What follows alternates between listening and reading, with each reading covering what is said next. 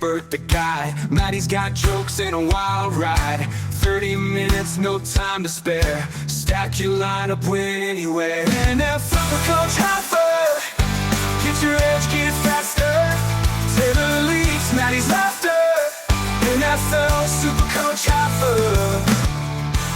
G'day SuperCoaches, welcome back to the NFL SuperCoach Halfa with thanks to the Aussie Gridiron Network. It's episode 6 and finally we've got some scores in the bag to chew on, and it means one thing: real data, real results, and some fun topics to dive headfirst into. I'm not going it alone. It's not just me, Matty C, but joining me on this descent into the glorious particulars is the most trustworthy voice in Australian NFL fantasy football across all persuasions. It's Taylor. How are you, mate? Matty C, it's week 2, and I'm going crazy like I'm being chased by a lion at the zoo. Let's go. Let's go. That's the kind of intensity that we're looking for, mate. It's fantastic just to have scores in the bank. Doesn't that kind of get your juices flowing? Absolutely, mate. There were things that went right. There were things that went horribly wrong. I think we're pretty happy with the platform that we've laid, but there's definitely a lot of people out there probably going better than you and I. But look, in the end, this is what fantasy's for and SuperCoach is for. Some things you decide on works early and some doesn't. And the thing is that we're going to learn is week 1 isn't always what's going to happen the rest of the year. So we're trying to get out there and tell people not to panic too much. But we'll obviously get into the nitty gritty in a sec, mate. Well, yeah, and they say fortune fancies the brave, right? So, we've tried to lay a really good platform of what do we think is secure and where are we taking some calculated risks, as folks out there have been a bit less averse to risk, and some of them have probably paid off pretty handsomely. We've got a bit to get through today too. We want to talk a little bit about some of the contributions that people have made in the leagues that we've got up and running. And then we want to break into some conversation around some of the terms that maybe not so familiar to people who've come across to SuperCoach from the NFL fantasy world, but also for SuperCoaches who are pretty seasoned, just to get the NFL real definition of how those things are going to work. But then also we want to go through a whole bunch of the top bought and sold players. We think that's super important, and some key matchups for this coming week we can exploit, before wrapping up with some questions from the mailbag. So quite a lot to get through, mate. Absolutely, mate. Let's get into it. Yeah, well, want to dive into it. Mate, the league that we've got, the open league on SuperCoach platform at the moment, we've got so many people in that. The last I saw, that number was north of 200. Am I right? We're at, from what I saw a couple of hours ago, we're at 256. Oh, my God. So firstly, a big thank you to everybody who's joining in. It's great to have a big pool of people all playing together, because I think it just helps the SuperCoach get smarter when you're in a pool with other people, yeah?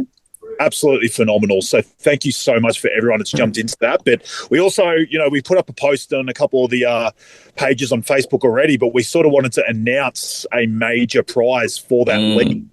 We'll do it on here, even though we have sort of announced it. But for anyone that hasn't seen it, we are giving away to the winner a custom NFL jersey of your choice. So it's an amazing product to try and win. We really wanted to support the people that have supported us. So we wanted to sort of band together and create a prize that's worth winning, honestly, something that's obviously going to G the people up listening and G the people up playing SuperCoach. So, yeah, look, we're very proud that we're able to offer this as a grand prize. And what will also come with it is a free T-shirt from our merch store, and an Australian Gridiron Network T-shirt. So basically, overall, these two combined prizes are over $200 worth of gear, mate. So I feel like it's an amazing prize for the lucky person who wins. Yeah, it's an excellent prize, well worth playing for. And I mean, I think just the NFL jersey itself would be something, but mate, these Aussie Gridiron Network shirts, mate, they're not just, growing on trees. They're a little bit special edition. So, you'll be getting around in a bit of swag that not everyone else has. The guy who's currently on top of the league, Tay, this took we had a bit of a powwow about how we go about trying to pronounce some of the things that we see as we work our way down the leaderboard. But starting at the top, the winning team at the moment, the team who's got first spot, is Kri Lu, who's coached by Temaera. And I'm hoping I got that right, Temaera. And this team scored over 500 points. Am I right? They scored 520 something. Yep, doing well, mate. Like, congratulations. I hope you can keep it up. But obviously, week one, it's going to be a tough sled to try and hold off the masses coming after you. But look, right now, you've had a wonderful start. So congratulations. Yeah, well done. So hopefully you can keep that up. I'm sort of looking at some of the teams out there. I'm just kind of like, gee, there's folks out there who've been much more bold than me, which explains why you get some people who are off to such a great start. I was pretty happy with my little start, but it puts me middle of the pack. So, I'm not in any danger of rustling the top guys just yet. Nah, no, neither am I, Matty C. But like I said, we've set the platform where, I'm sitting around the top 27%, which doesn't sound fantastic. But look, in the end, when you're up against 30,000 supercoaches, it's not a bad start. It's a good start. Do you have anyone else in that top handful that you wanted to quickly shout out for the great performances? Yeah, I just thought we'd sort of touch on the top five. So, obviously you and in second place, we've got Townsvillian. Shout out Townsville. Townsville. That team. We've got the Toxic Crusaders, coached by Robert. We've got the Bellends, great name, probably fits our podcast very well, coached by Matt. And rounding out the top five, we've got Baltarama, I'm assuming probably a Chargers fan, coached by Jamie. So, look, congratulations to the top five. If he is a Chargers fan, he'd probably be the only one. But look, in the end, I can't really say that I'm a Titans fan. But look, in the end, congratulations to the top five. And hopefully for you guys, you can sort of hold your spot in there. But like I said, it's a long season. I think there'll be a lot of people gunning for you. Mate, for the folks who are somewhat new to SuperCoach or haven't had as much experience around it, but also for SuperCoaches who haven't had a heap to do with the NFL, we just sort of thought it'd be really worthwhile breaking down some of the terminology. There's a couple of terms that we're going to use quite a lot in the coming season, like through average, break even, money making, those kinds of terms. You had prepared a way to really describe this well. And I think you're probably the best voice in the island to describe these things to both the experienced SuperCoach who's new to the NFL and the experienced NFL player who's new to SuperCoach. Yeah, exactly, mate. Like, there'll be seasoned SuperCoach veterans that'll listen to what I'm saying and just sort of rolling their eyes and going, mate, I know what the fuck you're talking about, whatever. Yeah. But in the end, we do have a diverse range of people listening. Like you said, it isn't all veteran SuperCoaches. There's people coming over from NFL fantasy that probably haven't tried SuperCoach. There's probably people that haven't done SuperCoach or NFL fantasy. So I just thought I would sort of break down this. And to be honest, with our little segment we're doing in terms of going through the top 10 sold and bought players, I think I was going to reference this anyway. So I thought from the top, I would just speak about what happens in terms of break evens and what happens with what they call a 3-round average. So what'll happen in terms of your break evens is basically it'll be broken down into 3 weeks. So whether you go up and down in price, it isn't based off like your average over an entire season. It is literally a 3-game block. So what I wanted to touch on initially from round one is people are obviously going to be flipping out over week one scores. They're going to look at break evens and go, Jamar Chase is friggin' 23 mil and he shit the bed and, his break evens skyrocketed to 72. I've got to get rid of this guy. But in the end, week one actually matters to the 3-game round average less than any other week, because what'll happen is when in week 3, when we finally get to see all the players that have played 3 games, their prices change. That means that the week 1 score will only stay in the rolling average for 1 week. So what'll happen is from week 4 onwards, that score in week 1 will basically become irrelevant for what happens with your break even. So it'll then essentially change over to the block of week 2, week 3, week 4, and that's where you'll get your even from. So don't overreact to week 1 at all, because actually in terms of money, it means the least out of every week in the season. Super advice, because for me, looking at 3-week averages, you're just thinking about it as a 3-week block. So to hear that makes a lot of sense. And I think that's probably something that I'm not going to be the only one who gets some value out of thinking in those terms. Well, put it this way, I brought up Chase as an example. Look, he had 7, he skyrocketed to 72. Let's say he comes out and scores 50. He will then probably have a break even again around that sort of 50, 60 mark. But then let's say he scores that, he doesn't actually then lose any money. And then all of a sudden, he's actually got a low break even, because that 7 that he scored in week 1 then comes out of his 3-game average. So all of a sudden you set up again. So the idea is that week 1, you just do not want to panic, especially if your main idea is to make money. Give these guys another week, especially the studs. I can't implore that anymore. Yeah, no, and that all makes sense to me. But I guess it's one of these things about not having the world's most experience with the SuperCoach part is going, oh, no, I really hadn't considered that the week one score was going to be the first to drop off and it was going to be the one that was measured against the rest the least. So that's super helpful. Yep, absolutely, mate. Now, you also had mentioned about money making and the break even being set on the 3-week average. How do you then exploit that into money making? Where does the terms like cash cow and guns and that kind of thing, how does that wrap into all this? Well, it all kind of comes down to what a player's break even is. And obviously, cash cows are generally the guys that are starting at a super low price, like your rookies this year in NFL and probably generally in NRL as well. The rookies are often the ones that make your bulk money because they're starting at the absolute basement price. So what will happen is we'll touch on break-evens probably a lot more next week because that's when it becomes super relevant because like I just spoke about, there's a 3-week window in terms of your break-even sort of cycle, your 3-round average. So next week is when prices will change because obviously it'll be when everyone plays their third game. So I think your trades should be based off break-evens more next week more so than this week. I think this week's more about just getting your team sort of right and not sort of overreacting to some of your guns sort of struggling. So I think the idea of where you can exploit money is probably going to come more next week as we obviously see the prices change. I think that's pretty sound advice too. And that's good to understand that because as we go through this season, there's definitely going to be some of the very experienced guys kind of, as you say, they may be rolling their eyes at going over some of the room entry stuff. But I think it's important to do because, as you say, the SuperCoach isn't new, NFL Fantasy isn't new, but them together is new. And there's going to be a lot of folks who are either more familiar with one part or another than the other. And there's also going to be folks who are just walking in this going, well, I'll give it a bash. And it's all new to them. So I think it's important to just make sure that we are breaking this down and being pretty clear about it all. The biggest part of the episode we wanted to dive into right now is that there's fluctuations, right? Immediately people have seen scores and they've been able to trade now because scores have settled and rosters get released to all those player locks come off and you can start making roster moves. And immediately you see influx of players get scooped up and a whole bunch of players who are in common that are getting dropped. Which one did you want to start with? Yeah, I thought we'd go through the sold list first. It was probably important just to have a look at who's being, I guess, rage traded out of their team and just to sort of break down whether we think it's a good decision to sell these guys or not. And then obviously after the top 10, we'll then break down who's being bought and same deal, we'll work out whether we think they're a smart buy or not.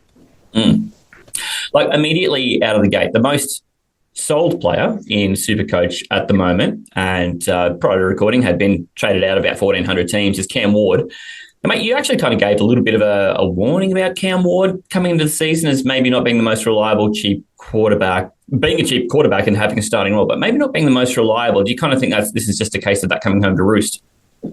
Yeah, look, I don't want to brag too much, Matty C, and there was definitely stuff that didn't go right in week one for myself, but I think the little monologue I did and stats break, sort of deep dive I did on the quarterback show on this podcast about starting with McCarthy over Ward if you're going that cheap. It definitely it basically worked out as well as it possibly could, having McCarthy score 46 and Ward score 4. I just felt like the situation for McCarthy is just far better than, Ward walking into basically the worst team in the league. It's the only reason he was he's gone to Tennessee is because they got the number 1 pick from last year. And, the KOC offense for McCarthy, it's just phenomenal. So I just felt like if you were going one of the two, I felt like it had to be McCarthy. You just brought it up. Cam Ward, 4.7 mil, 1,712 now have sold him. His break-even's still only 12, so there isn't really an issue there. I've just sort of put together my thoughts on it that I only believe this is a smart trade if you are shifting to McCarthy. If you were one of those ones that didn't listen to our podcast, how terrible of you, but hopefully this will bring you on board. Shame. If you were shifting to McCarthy, I understand it. I think it makes sense. It saves you $1 million. I think McCarthy is just going to make way too much money in the coming weeks. So if that is your trade, I get it. If for anything else, I don't. I think you just stay the course if you've got Ward. If you've gone like too super cheap with McCarthy and Ward. I think you just stick with that too, and you just play McCarthy and you leave Ward on your bench. He's just too low a price to really do anything with it now. And I do think brighter days are ahead for Ward in the future. It was just a horrendous matchup. He got probably the worst matchup you can have in the NFL, was going to Denver against that defense week one. It was always going to be tough for him. So I'm just saying, if it's for McCarthy, I get it. If it's for anyone else, I wouldn't do it. Yeah, I completely agree. And this is something that you highlighted in absolute depth on the quarterback show that we did around about a month ago. So for those who hadn't caught that one, go back and check out that episode. Second on the list is one of the most expensive players, certainly the most expensive player at wide receiver, was Jamar Chase, who really did let SuperCoaches down with his super low score. But I'm not sure I'd be wanting to sell him if I'd invested in him and put all that money on him, just looking at his next matchups. They say 1,129 people. I know he's got a break even of 72. I sort of touched on it when I talked about the 3-round average thing. But look, mate, sell at your own peril. The Bengals often start slow in week one, and they weirdly struggle against the Browns for whatever reason. He's not losing much. You get a free look at him again. You just don't sell your guns, especially when you get another free look at them. The Jags are also the third worst at defending the wide receiver position in fantasy in 2024. So he gets a very good matchup, as you just mentioned, this week. So guys, please hold, watch him for one more week and make a decision next week, when obviously these decisions need to be made for money wise. The only matchups I could think of that I'd prefer to start Jamar Chase in than this week against the Jags, if I could pick any team for him to start against where he would have a great run against a terrible secondary, it would be against the Bengals. But since he plays for the Bengals and he can't play against their defense, it's the Jags. So you're never going to get a better week, and this is a real chance to get right. Third one, completely different reason altogether. Around about 1,000 people have already shipped out of the George Kittle business.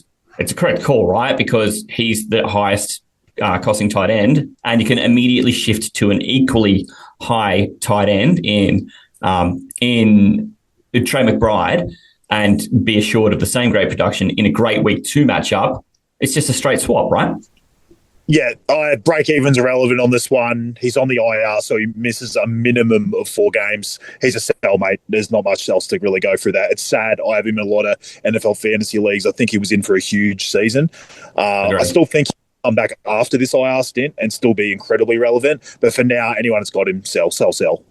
Yeah, it's only a soft tissue injury. I'm surprised he's not the most sold, but I understand why the other two are a little bit more. There's a lot more passion behind it, but this is one we know for sure. Make that move. Matthew Golden was somebody who I'd even sort of toyed around with starting in my lineup, and he only had 2 targets. He caught both, but I think people are a little unsure about that volume now, so they're selling out of him at $4.35 million, really cheap. Is that a wise call that we've seen 500 people ditch on Matthew Golden? Yeah, look, he's still only got a break even of 10 right now. The question for me is, people out there, who are you trading him to? It's kind of similar to me with Cam Ward. It's like, okay, if there's a really, really smart option there, I understand it. Like I mentioned of Cam Ward, if it's to McCarthy, I get it. If you were one of the guys if you miss out on Egbuka or McMillan, I get it. I'm fine with that. I'm fine with the move, because to me, that's not what they call in SuperCoach a sideways move. If you're shifting from one guy that are around the same price to another, generally it's not a great decision. But when it's for this situation with 2 complete guns that are going to be absolute cash cows, whereas Golden you're a little bit more unsure of, I understand it, but I don't understand it for anyone else. I think if you've started with Golden, he's a rookie, he's going to get better as the year progresses. If he's just sitting on your bench and he's a bottom dollar, I don't understand the sell, like I said, unless it's to an Egbuka or a McMillan. Yeah. And I think that all makes sense. The next one, I actually would love to hear the analysis on this, because we know Xavier Worthy, who hurt himself in the very early parts of that game for Kansas City, has hurt his shoulder. He's week to week. So, do they expect him to play this week? Not really. And it's going to take a bit for him to come back. He isn't going to IR, though. He's not as clear-cut as George Kittle. So what do you do here? Because he wasn't a cheapie. He's $11.5 million. Just sit that $11.5 million on your bench knowing it's not going to fluctuate cost and you don't lose anything, but you don't gain anything. Or is it time to move him on? That's the question, Matty C. It's awkward, and the weird news is super sketchy. It's like they're not really letting us know exactly what's going on with that shoulder. Like you kind of just touched on at the end, I think 12 million's kind of too high to sit on your bench. And the biggest problem for me is if there was a little bit more clear news about it, I would at least have the confidence that if I sat him for that week or whatever, that I'd be getting most of the Xavier Worthy that I thought I was getting in the preseason out of him. But the problem is they might bring him back, put him in that shoulder brace. A lot of shoulder issues actually need the surgery and they just decide to push it back. But the problem is, what am I getting? Am I getting the same explosive Xavier Worthy? The fact is he might not be able to stretch out and catch the same balls that he might have before. I'm just concerned about what I even get out of Worthy when he's back. And then you've also got to factor in, if he misses, say, 2 more games, and then all of a sudden you're closer to that Rashee Rice comeback from the suspension, I just think 12 mil is a little bit higher price to just sit there and hope. So I actually agree with the sell on him. Yeah, it's a bit more complicated, that one, but about the same amount of people who are selling out of the Matthew Golden business are also selling out of the Xavier Worthy business. Mate, Nico Collins was a $17 million investment, and that offense looked in shambles. Around about 500 people are selling out of him too. Is that wise, given the investment, to give him time now that you got another free look? His break-even's 50. Obviously, we don't need to specifically talk about them, but it's just a guide on what his break-even might look next week. But I've got him as a don't sell. He had a horrendously bad matchup in week 1 against the Rams. Don't sell your guns this early. It's a free look this week. As mentioned, they don't change value after this week. He's got a better matchup. The Bucs are 23rd against defending the wide receiver position in fantasy in 2024. I don't think that pass rush is going to get to CJ Stroud as much as the Rams did. I know the offensive line horrendous for the Texans. It's literally the worst in the league, but I just think they're better days for the Texans. They're at home this week. I don't sell Nico. Honestly, if you put that investment into him, at least watch him for 1 more week. Yeah. And I think this sounds kind of copy-paste for Jahmyr Gibbs, who's the next most sold player as well. Big stud, tough matchup, offensive situation there was just the Packers were really a difficult matchup for them in the first week. $23 million, though, is a lot of money.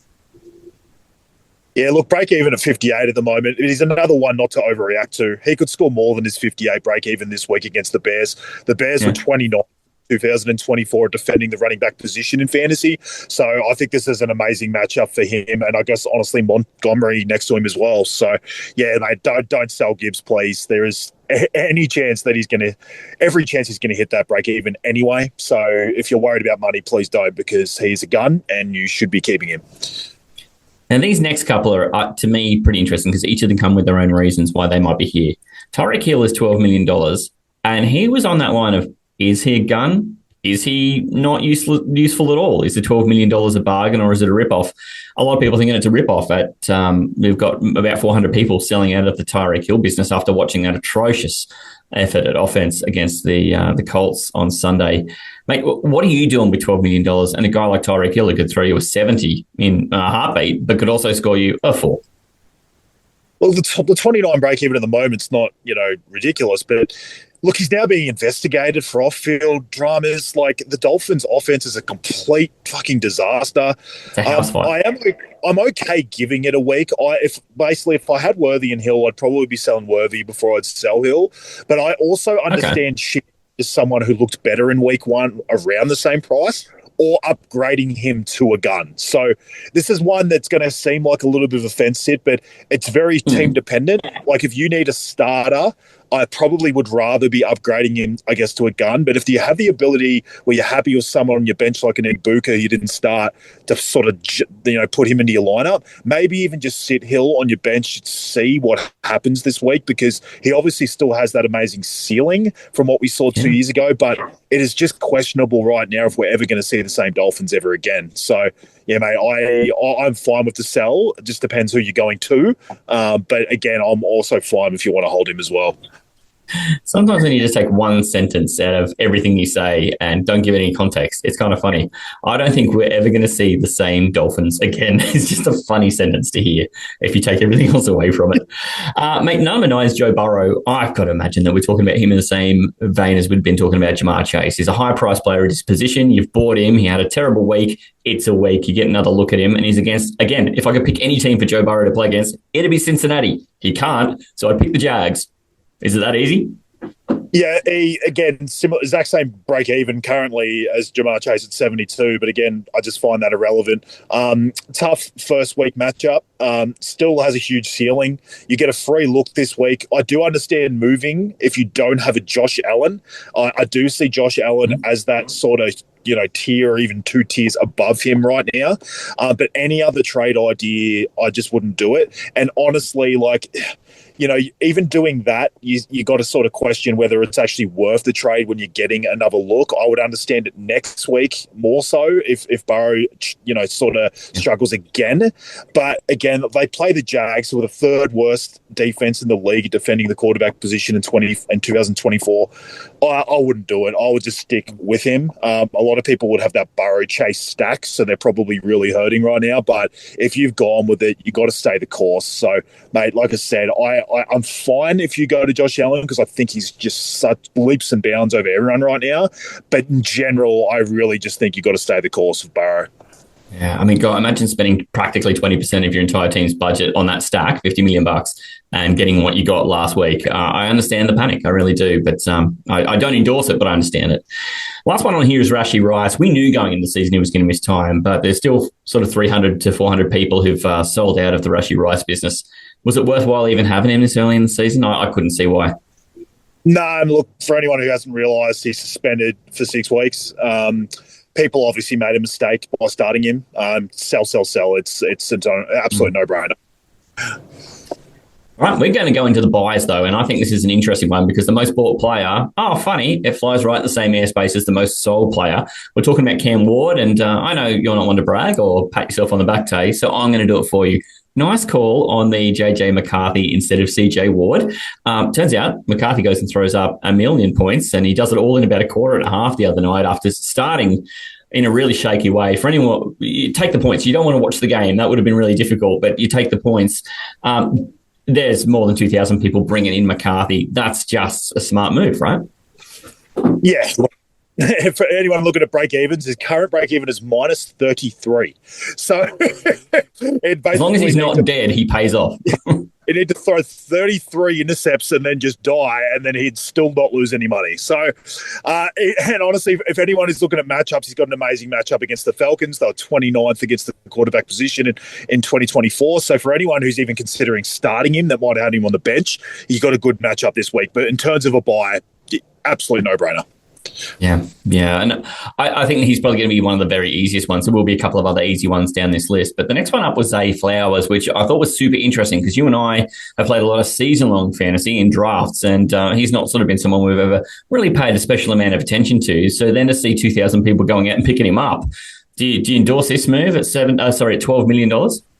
Yeah, current break-even at -9. Look, in week 1, the game script of the Bills was absolutely perfect. High scoring. Their secondary was injured.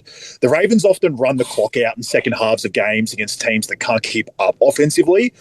So I personally have put this in the camp of watch one more game, but I am open to people taking a shot if you want to, because we obviously saw Lamar have a very good passing year last year, and you've obviously seen him come in and have a good game this week. So there is a world where things have just changed for Lamar, and he's just going to be one of those quarterbacks that's actually got an arm that you can sort of rely on a bit more.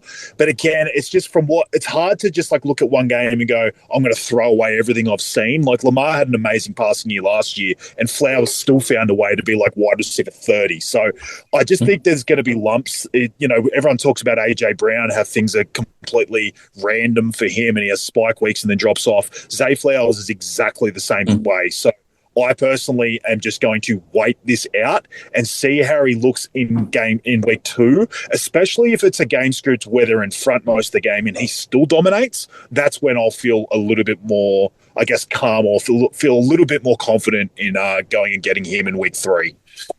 Yeah, he's a funny one there, isn't he? And just because he was so prominent, he was on a Sunday night game, which so many people would have watched. I can see why he's high in the consciousness, and he led all receivers in yards. So I definitely get it.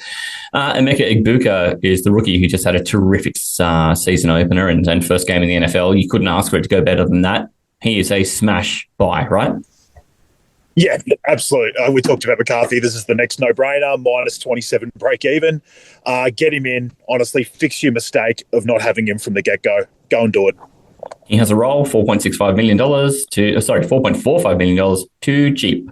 Josh Allen, I think this is one of those ones where if you didn't have him in your lineup and you've contributed some significant money to your quarterback, not a bad time to make that swap considering the price won't change for a while, but his break-even's dropped.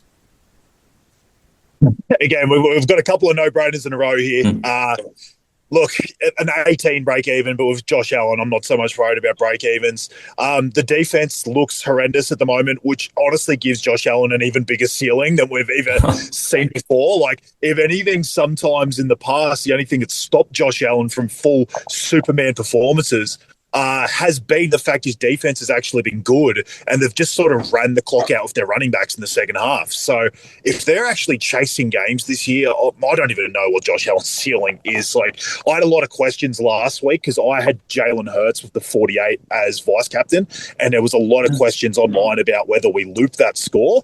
And I was pretty adamant, and I got a lot of people shocked at me that I said I'm running with Josh Allen as my captain. I'm not taking that loop score because I did all the numbers. He had 8 out of 16 games. He actually outscored that 48. So it was right down the middle. But to me, the ceiling, he had a game of 103 SuperCoach points last year. So I thought, you know what? If this is a 50-50 call, I'm going to go with basically the best quarterback in the league, and I'm going to go with the guy that could give me the SuperCoach winning score. So I went with it, worked out, obviously. Doesn't always work that way, but I was pretty happy with that call. But in the end, get Josh Allen if you can.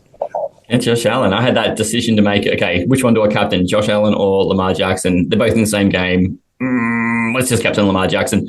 And so I doubled the 58 points, whatever we got, and watched Josh Allen put up 77 to double. So I'm like, oh, well, it's a little disappointing, but not really, because still, my captain performed really admirably. I can't be too upset. There's some guys where that's going to be the decision. So is it a lot of points or an absurd amount of points? The next guy is probably in that category as well, Derrick Henry. Although we had that game-altering fumble, it didn't really impact his super coach that much because he'd already scored a bucket ton of points, run a whole bunch of yards, scored a bunch of touchdowns. You have to have Derrick Henry probably at this price, right? Right, break even 19. He's just so dominant. And honestly, the only question I would ask is who are you trading him from? Running back's a funny situation because at $22.49 million, you need the funds obviously to get to him. I'm not really a proponent of like moving like a Jahmyr Gibbs to him. I don't think you should be trading Saquon Barkley to him, and so really it's a question to me of who you're actually getting rid of. If it's a gun at running back, I wouldn't do it. I would just pay. I would just sort of wait it out. And even the Browns aren't a bad rushing defense. You just saw Chase Brown only have 2 yards per carry. I'm not saying Chase Brown's Derrick Henry on the ground by any means, but I just think if you're trading a gun for gun, I would wait a week and just sort of see how it plays out with your current player. But in the end, he is so dominant. I can't really hammer anyone for going him. If you can save money elsewhere and sort of drop down to a guy you miss, like if you missed Booker and you want to trade like Tyreek Hill down to him and you've got the $8 million to upgrade like a Kenneth Walker to Henry, go for it. That's a great trade. But I just would need to know, like, if anyone wants to send me their trades that they're doing for Henry, I wouldn't do a gun-for-gun trade. Yeah, fair enough. I think that's what's kind of interesting there is having Josh Allen and Derrick Henry. They're absolute guns, and they're really kind of the only guns in the entire list of people who are getting bought, which probably says that people are not making a gun-for-gun move. The next guy on the list was Keon Coleman, who I think the problem with the Buffalo team is we didn't know where the ball was going to go because none of their receivers are super, household names. So to see Keon Coleman have a big explosion and only be $9 million is probably reason enough, right? We've just gone and seen about 800-900 people bring Keon Coleman in after that performance that was right in front of everyone's face. Yeah, look, it's an interesting one. It's kind of in the same mold of Zay Flowers.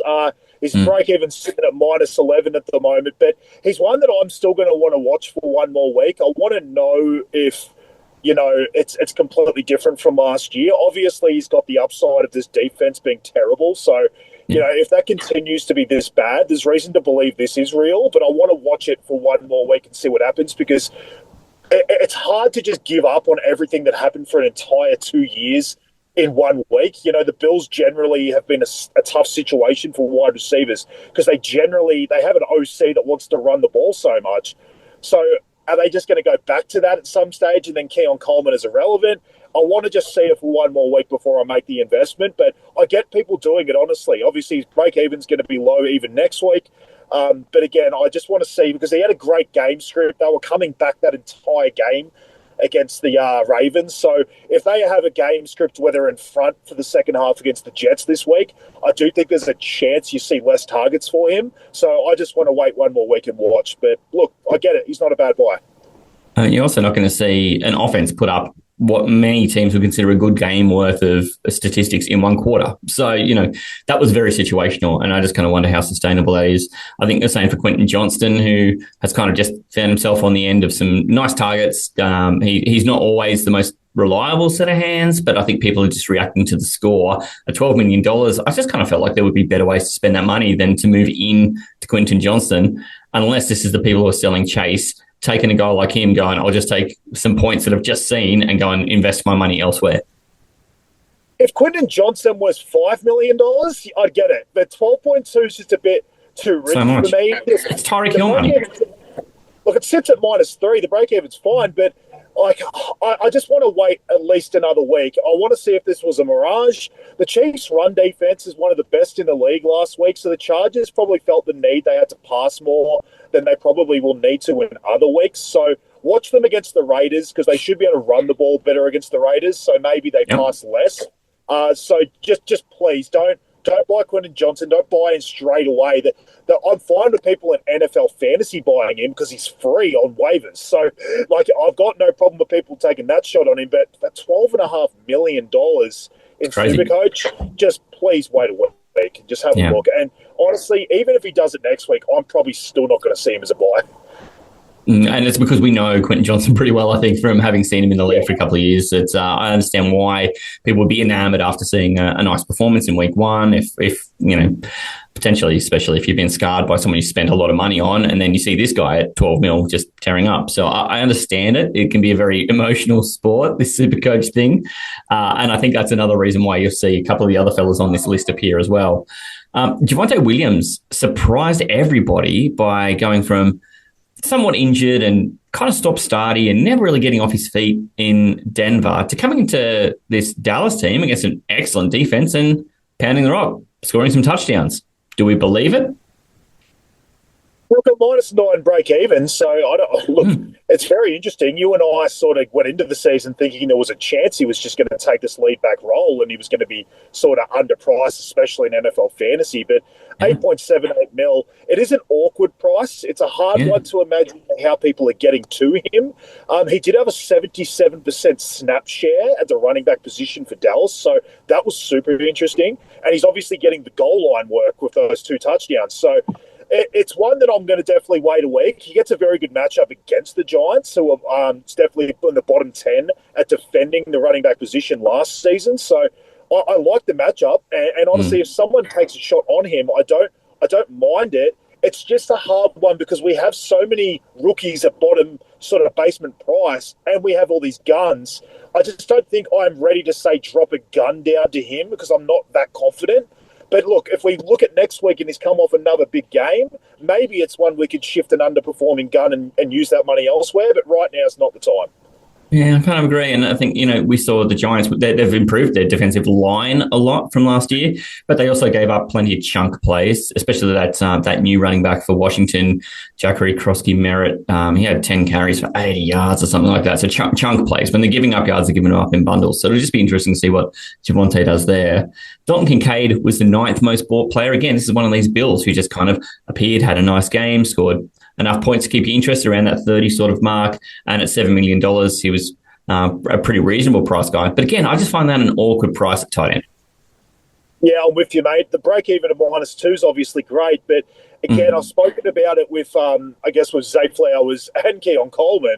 The game script was perfect. Josh Allen, here's a stat for you.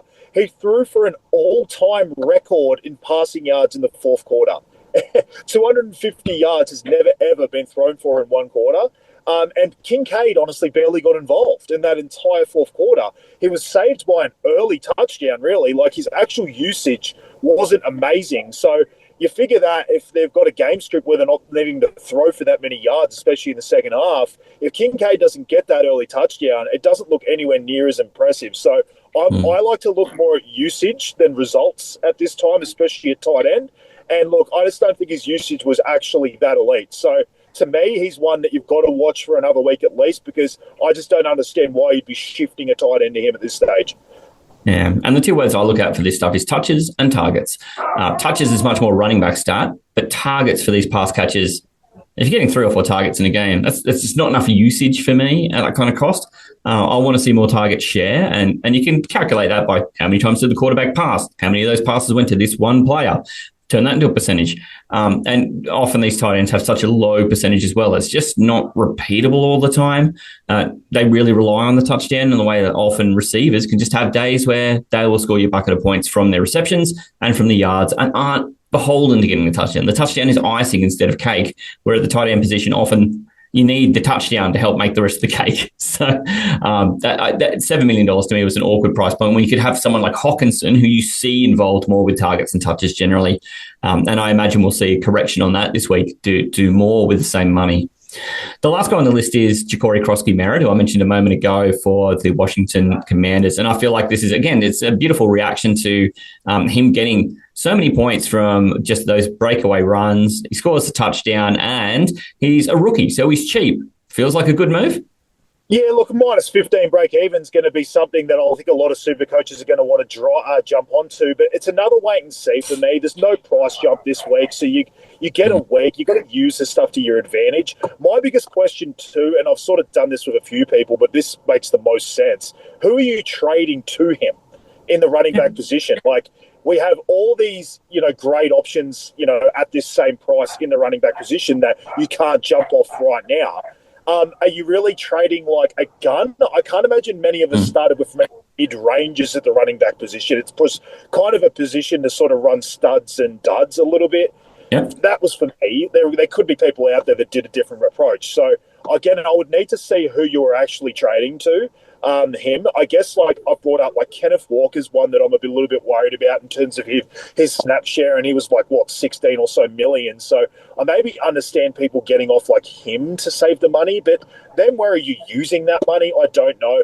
And he's up against the Packers this week, and they're an amazing defense. Like, they're not going to be one that I think are going to leak running back points. So this is one where I don't think you're getting a bona fide starter in your team this week that you're super confident in. So just wait a week and see what he looks like. If he brains it against the Packers, then I can see the Krosky merit in going to him.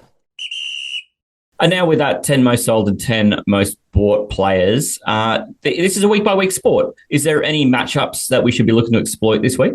Yeah, look, I thought I'd do similar to what I did last week, was take a look at a blanket look around what matchups for each position are great. My numbers are still based on the biggest sample size, which is the full 2024 season. But I just need to say off the bat, just an eye test thing, the 3 worst defenses to me right now are the Panthers, the Dolphins, and the Bills. And that just goes across everything. The Bills could change at some stage because there's no...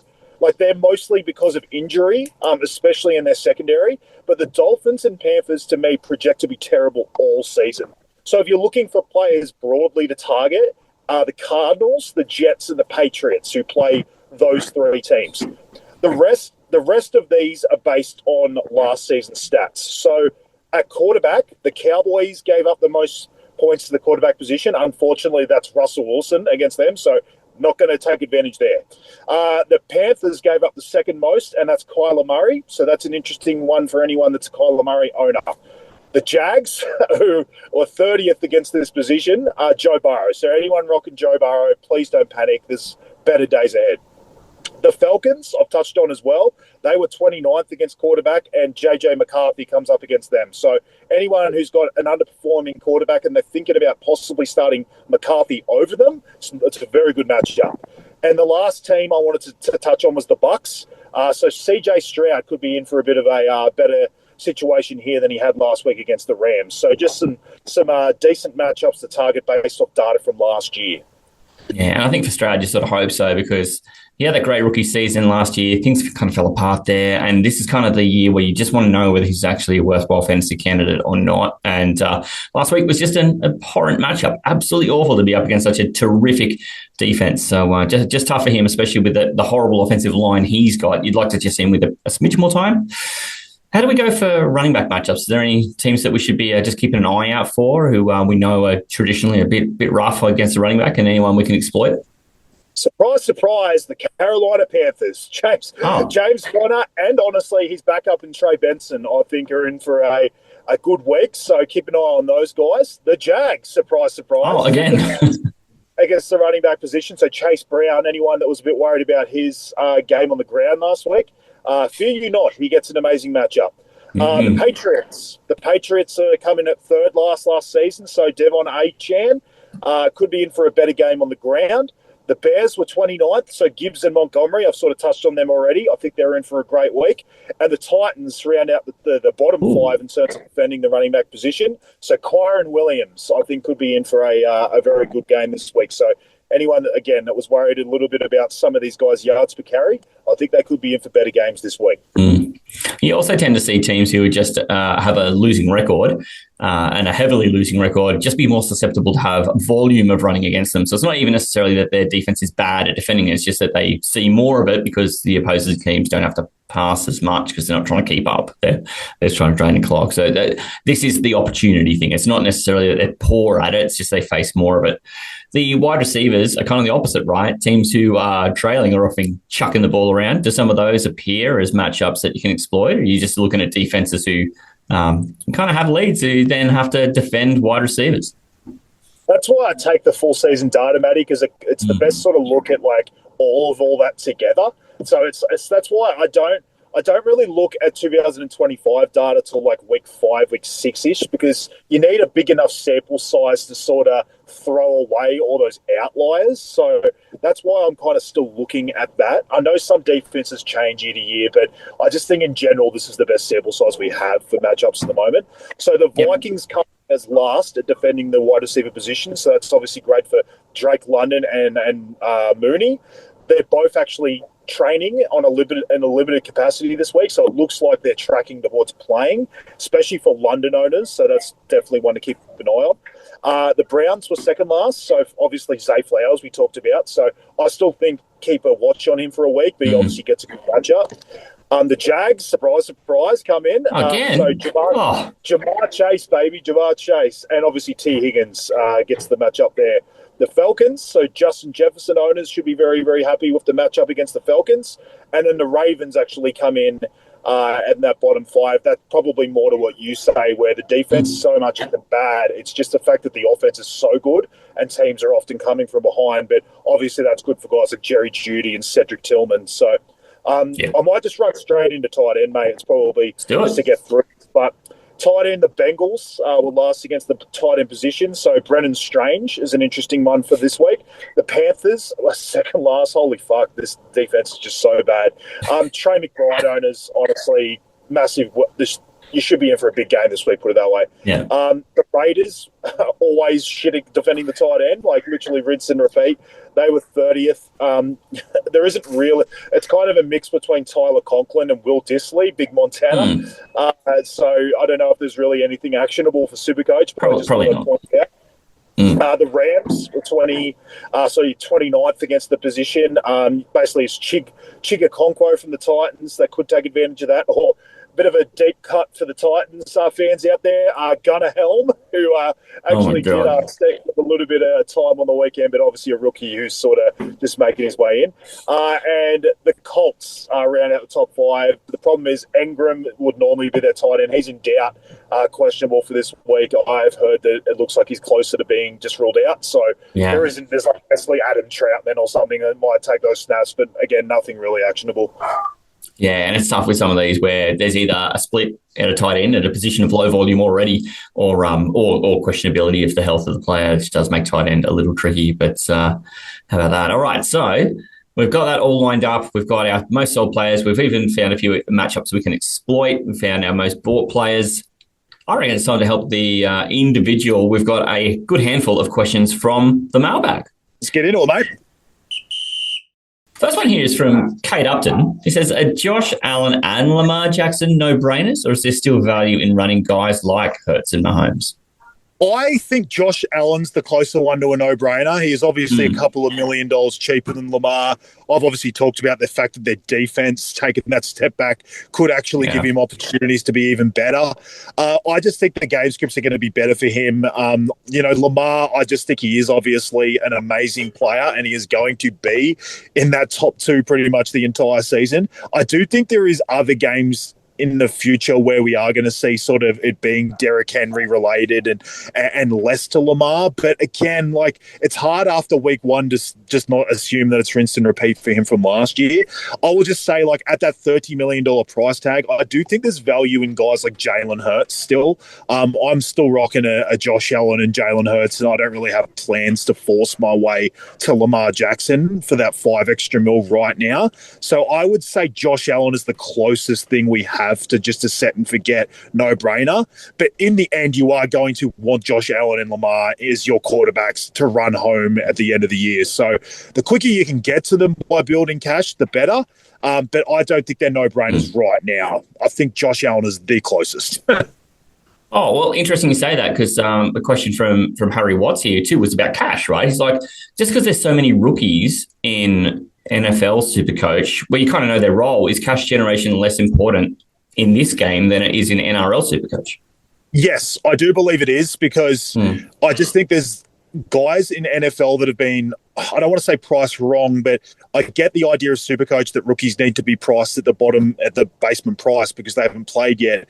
But the thing is with NFL compared to, say, NRL, is the roles in NFL are just so different and needed. Like, you see at Ashton Genty, he is literally like the 7th or 8th running back off the board in regular NFL fantasy, yet he's priced at the absolute basement. Like, it's a complete underprice, and you are going to make kind of unaligned, aren't they? You are going to make so much money out of these guys just passively. And honestly, even guys like Marion Hampton, he's going to get going. I think Travion Henderson's going to make a lot of money. You even looked at like Krosky Merritt, I think, is eventually going to make money. Like, there is just so much money to be had. I don't think you need to be like constantly worried about break evens in a lot of these positions where you are in NRL. Like, you look at guys like Cleary and Tedesco and things like that often you'll just stick with in NRL even when their break evens are high. I think there's going to be way more of those in NFL. I just think even the running backs, you just basically get better off going to be sticking with it. Even if they have a high break even at some stage, I think that's just all going to work around. I think if Henry has a low one in week 3 and Gibbs has a high one, I think in 2 weeks' time you could see that completely being reversed. So there's no point using your trades going back and forward. So in terms of answering the questions, yes, I think it means less in NFL compared to NRL, only because it's far easier to make money in NFL. Yeah, and I think that's something where the game will evolve as the creators of the game start to work out the NFL, the swings and the roundabouts of that, because, it's a new game. So there's also that to consider. From Paul Chester, he says, hey, thoughts on Kittle to Kelsey? Would you do it, Tay? I don't mind it. Honestly, I was a little bit worried about his utilisation, even with Worthy going out in week 1. But just looking at this, like, moving forward, I can't see how Kelsey isn't involved moving forward. Like, they are just missing so many pass catches on that team. And I've talked about the fact when Rice misses, it's huge for Kelsey. So I just think he's going to be able to feed in that, like, intermediate area. I know Hollywood sort of took a lot of those targets last week. But I just think moving forward, like, Kelsey's going to be the most trusted of all these guys. So, yeah, I actually don't mind that play, because you've obviously got, like, Bowers, who's carrying a knee injury. I think McBride would be my best move right now, especially the matchup this week. I think going essentially $1 million less from Kittle to McBride would be probably my optimal move. But if you're looking at sort of that 3 million range and you need that extra 2 million, I'm actually fine going Kelsey, because I think the next 5 weeks could be fruitful, but he is one I think you are going to need to sell eventually. That's a sort of interesting one too, because then Xander Barkley also wrote in about tight ends and big price ones, saying so Bowers to McBride. If Bowers is ruled out, that probably makes sense in the same way that Kittle to Kelsey makes sense, right? Yeah, I would wait, because if Bowers is a go, it's just a complete. I talked about sideways trades earlier. Yeah. That's about as sideways he is and gets. So yeah, look, I love McBride's matchup and him moving forward, but I love Bowers too. So yeah, don't make that move. Wait as long as you can to find out the info on Bowers. And to me, honestly, with Bowers, with the guys like Tyler Warren that we have, some people probably even have Warren on their bench. I know I did. You could just sub him in and honestly wait out a 1 week Bowers injury, because it doesn't seem too bad. So honestly, in that situation, I would actually probably lean towards holding and not using a trade in that scenario. But I will say that if there was anyone to send Bowers to, McBride would be the number one. Okay. Hey, mate, this one's about passion. Is it too early to rage trade from Marcos Del Lobo? Obviously, I would say you shouldn't, but obviously we are all super coaches. We are impatient people. I understand the need to, but please don't rage away guns. Like, don't rage away you guys like Jamar Chases and Jameer Gibbses. And if you didn't feel like Barkley returned enough, please don't rage those guys out. If you want to rage guys out that got injured, or like your Kittles and your your Worthies, or you piss off even Tyreek Hill at his sort of awkward price. Like, I've got no problem with those guys. Just try and be calculated in your rage, please. Yeah, for goodness sake, if somehow you end up with Cooper Kupp, punt him, that's fine. Yeah, that's fine. We'll lightning round these couple, because we're up against the clock here. But Mark Hindle asks, how much would your max spend be on your bench?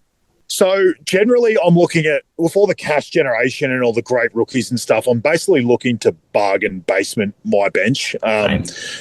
Yeah, it's like, you've got your Tyler Warrens and to a lesser degree like Colson Lovelands and stuff like that you can just have as your bench tight end. We've got amazing rookies at running back. We've got JJ McCarthy, or even Ward to a lesser degree, at quarterback. There's just too many options to be running much else. I would say wide receiver. I've even got a situation where I'm almost considering just having a mid-ranger instead of a Golden, because if you've got Egbuka and McMillan, I'm not sold you have to have a third rookie. So if I'm okay having a little bit of extra money maybe on a backup receiver and playing the matchup game there, but in general, with Jacoby Myers, that's my mid-range guy. He seemed too good, right? Yeah, I don't mind that, but in general, I'm trying to spend as little as possible. Yeah. And I mean, this is the thing, right? If you can get the NFL, you get a really good appreciation of what the role looks like, and rookies are just criminally undervalued compared to where they are in a free market, like a trade, like a draft league. Last one's from Shane Holdsworth. Should I trade Olave to Flowers? It's a good one. Honestly, I in general, I want to wait a week for Flowers, and honestly, Olave's usage wasn't that bad. I don't trust Olave moving forward because of how bad his quarterback situation is, and I don't see him ever having a ceiling, whereas at least Flowers has the ability to win your SuperCoach in a week because he can have a spike week. But because it's week one and we've got another week to look at these guys, I just think that's in the rage trade side. It's a bit sideways.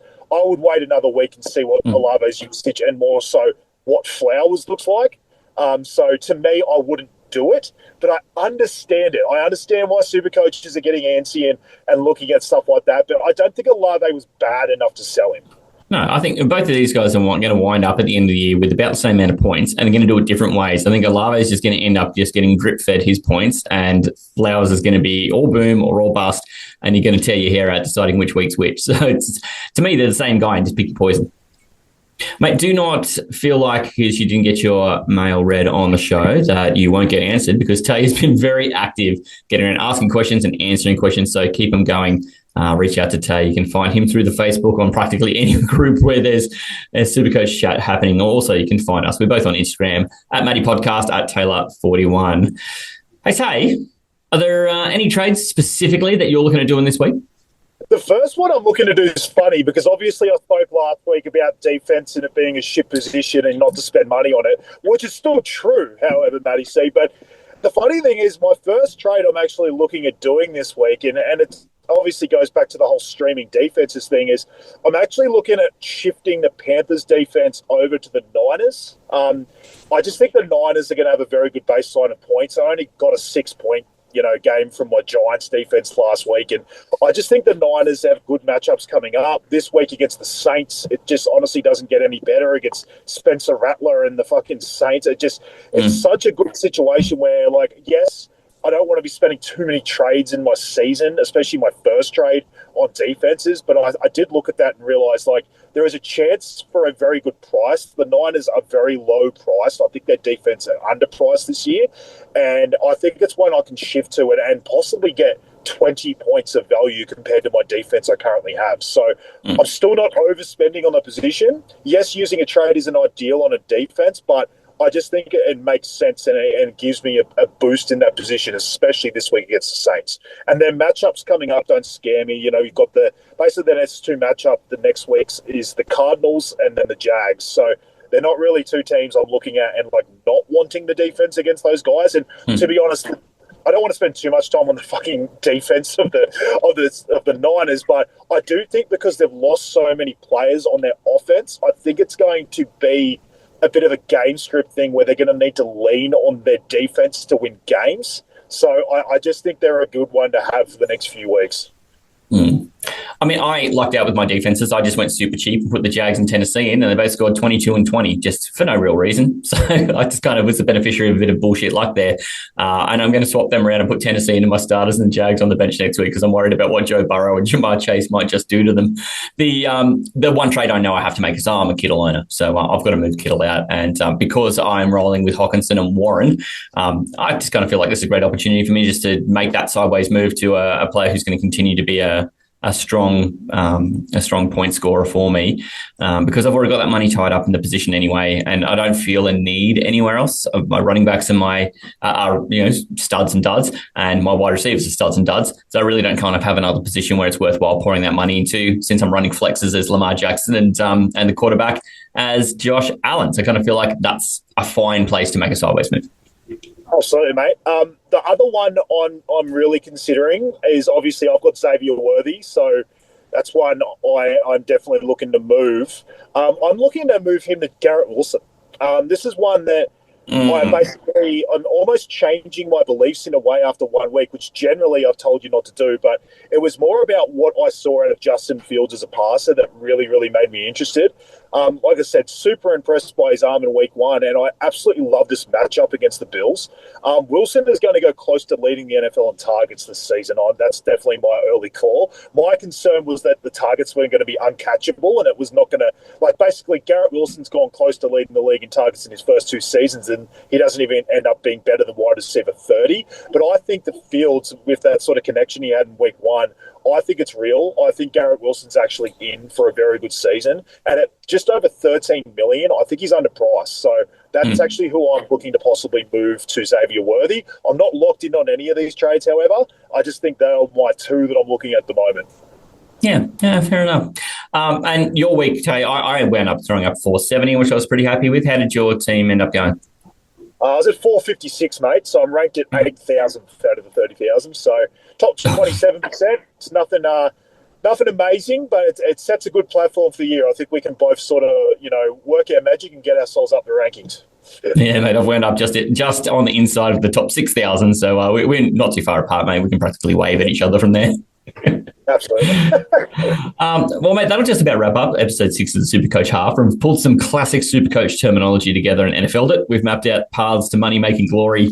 Now it's your turn to make the magic happen. So don't forget to subscribe so you never miss a show dropping. And if you're hungry for more NFL and gridiron, make sure you check out the other great shows on the network, the Aussie NFL Fantasy Show, which Tay, you and I are on, with Bowdo this week, full-strength fantasy fix, and the home of all of the Aussie NFL fantasy community. G'day Gridiron, who are our Aussie analysts of all the big NFL news, previewing the most compelling games and reacting to the outcomes. And then, of course, Aussie Gridiron Today kicks off again with all the coverage of Australian Gridiron, especially focused on the ACT, where Manjot and I are working. You can find us at Aussie NFL Fantasy. Hit us up directly, Taylor41 on the Instagram or Matty Podcast. Keep those questions flying in because they keep the show alive and they keep our heart rates pumping. Mate, is there anything you want to cover off before we disappear? Not at all, mate. Just pumped for week 2. Cannot wait to get into it. Thank you again so much, SuperCoaches, for the support. Hopefully we help you again for this week. Get into it next week, boys. Let's go. let's get into it. Thanks for hanging out with us today. And until next week, SuperCoaches, hooroo! Hooroo. Thank you, guys.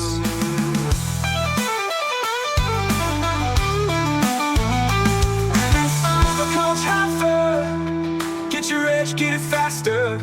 Taylor leads Matty's laughter. NFL SuperCoach Halfa. SuperCoach Halfa. Get your edge, get it faster. Taylor leads Matty's laughter. NFL Super